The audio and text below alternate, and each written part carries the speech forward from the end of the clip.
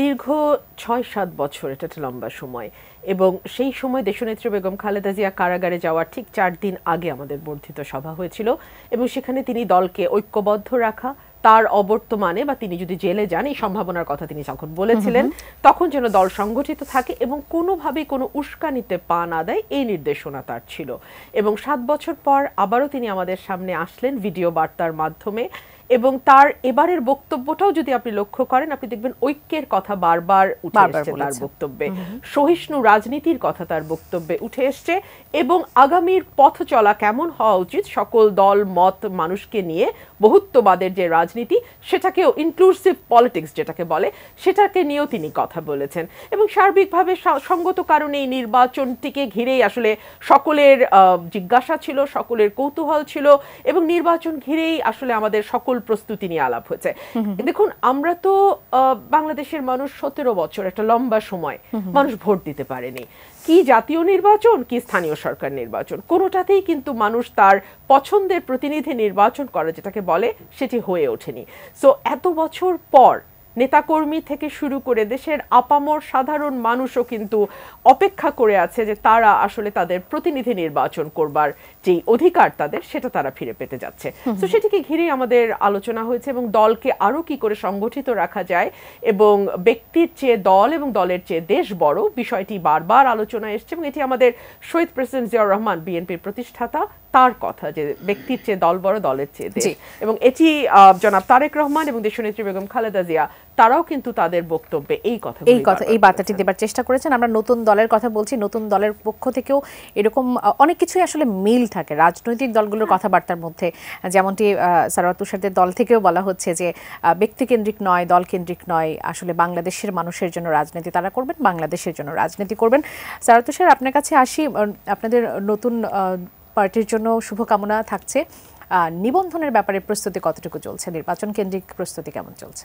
একনল hand wash 100% paraben free, তাই নিরাপদ হাতের জন্য আস্থা রাখুন একনলে। যেহেতু আমরা একটা রাজনৈতিক দল হিসেবে আত্মপ্রকাশ করেছি, ফলে আমাদের অবশ্যই লক্ষ্য থাকবে নির্বাচন কেন্দ্রিক।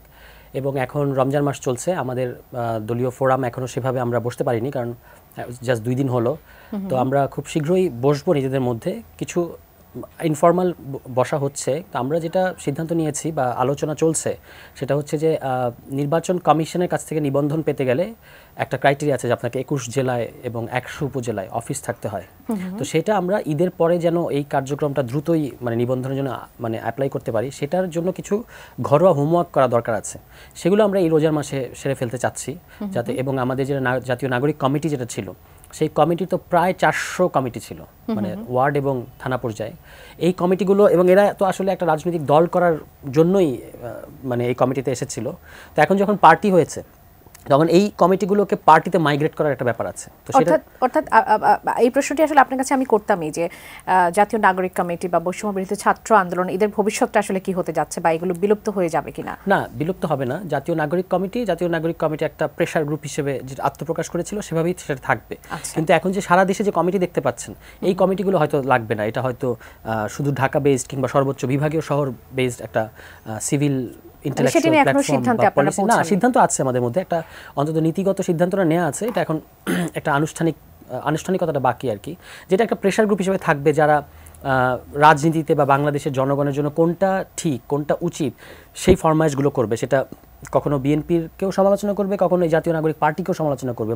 এটা যেহেতু রাজনৈতিক দল না, ফলে সে যেটা উচিত সেই কথাটাই বলতে থাকবে আর কি। একটা প্রেশার গ্রুপ যেমন থাকে বাংলাদেশে, এরকম আমরা দেখেছি, এইটা সে ধরনের একটা প্ল্যাটফর্ম হিসেবে থাকবে। আর জাতীয় নাগরিক পার্টি তো একটা রাজনৈতিক দল হিসেবে থাকবে। বৈষম্যবিরোধী ছাত্র আন্দোলনও কথা চলছে, যেহেতু একটা বৈষম্যবিরোধী ছাত্র আন্দোলন একটা আন্দোলনের প্ল্যাটফর্ম হিসেবে বা গণ অভ্যুত্থানের প্ল্যাটফর্ম হিসেবে, এটা হয়তো বৈষম্য বিরোধী আন্দোলন হিসেবে আসতে পারে, ছাত্র না, ছাত্রদের প্ল্যাটফর্ম না, বৈষম্য বিরোধী আন্দোলন যারা আসলে ঠিক পার্টি না, কিন্তু আন্দোলনের একটা ফোর্স হিসেবে কিভাবে রাখা যায় তাদেরকে। আপনারা তো আসলে লেজর ভিত্তিক ছাত্র রাজনীতি বন্ধের কথা বারবার বলে এসেছেন, কিন্তু যখন আপনারা পার্টি হয়ে গেলেন, তখন আসলে প্রশ্ন আসছে যে বৈষম্য বিরোধী ছাত্র আন্দোলন বা জাতীয় নাগরিক কমিটি, তারা কি আপনাদের সেই একই মোড়কে আসলে লেজুর ভিত্তিক ছাত্র রাজনীতির যে প্রশ্নটি সেটিই হতে না, যাচ্ছে থাকবে না। কারণ হচ্ছে বৈষম্য বিরোধী ছাত্র আন্দোলন তো কোনো সংগঠনের লেজুর না, বরং বৈষম্য বিরোধী ছাত্র আন্দোলন একটা রাজনৈতিক দল উপহার দিয়েছে বাংলাদেশকে, এবং জাতীয় নাগরিক কমিটিও। এই দুটো সংগঠন মিলেই আসলে এই আমরা বলেছি যে বৈষম্য বিরোধী ছাত্র আন্দোলনের নেতৃত্বে